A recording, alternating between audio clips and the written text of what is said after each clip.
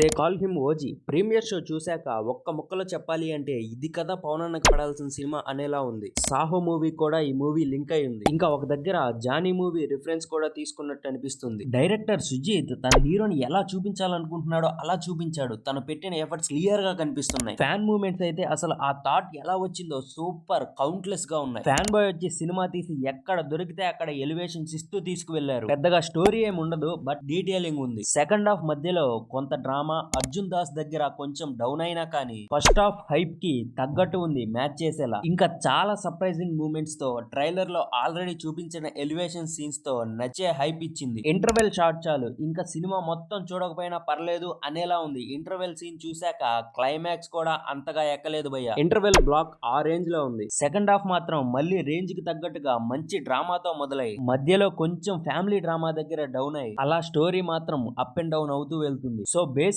గా second half అయితే down అయినట్టు అనిపించింది. నిజంగా చెప్పాలి అంటే హరహర వీరమల్లు, భీమ్లా నాయక్, బ్రో ఈ మూవీస్ ని మర్చిపోయేలా ఉంది ఓజీ సినిమా. వాటిని మూవీస్ లానే కన్సిడర్ చేయరు ఈ ఓజీని చూశాక. సెకండ్ పార్ట్ ఉంది భయ్య. అలా ఎండ్ క్రెడిట్స్ తర్వాత ఒక సీన్ కూడా ఉంది, మిస్ అవ్వకండి. అండ్ మీకు తెలుసు ఆల్రెడీ సుజిత్ గారు చెప్పేశారు ఇది సుజిత్ సినిమాటిక్ యూనివర్స్ అని. చెప్పాను కదా స్టార్టింగ్ లో సాహోకి లింక్ చేశారు అని. ఫ్యామిలీతో చూడొచ్చా అంటే అడల్ట్ కంటెంట్ లేదు కానీ తలలు నరికేసే వైలెన్స్, బ్లడ్ ఒకటి, కొన్ని చోట్ల హిందీలో వల్గర్ వర్డ్స్ వాడతారు. అవి పర్లేదు అనుకుంటే మీ ఇష్టం. స్టోరీ మెయిన్ పాయింట్ రివీల్ చేయాలనుకోవట్లేదు. ఇంకా నెగిటివ్స్ ఏంటంటే స్టోరీ పెద్దగా ఉన్నట్టు అనిపించలేదు. తెలిసిన స్టోరీనే సుజిత్ స్టైల్లో కొంచెం స్క్రీన్ ప్లే మార్చి తీశారు అని చెప్పొచ్చు. సీన్ బై సీన్ ఎలివేషన్స్ ఇస్తూ నడిపేశారు. First half and second half family డ్రామాలో వచ్చే సీన్స్ మెయిన్ గా ఇంటర్వెల్ అయ్యాక 20 మినిట్స్ తర్వాత నుంచి అప్ అండ్ డౌన్ అవుతూ వెళ్తుంది. ఇవి నాకు మైనస్లు గా అనిపించాయి. పాజిటివ్ విషయానికి వస్తే నిజానికి ఇన్స్టా మీమ్స్ లో అక్కడక్కడ చూపించినట్టు 3 తలల డ్రాగన్స్ కనిపిస్తాయి ఈ మూవీలో. ఒకటి పవన్ కళ్యాణ్, 2 తమనన్న,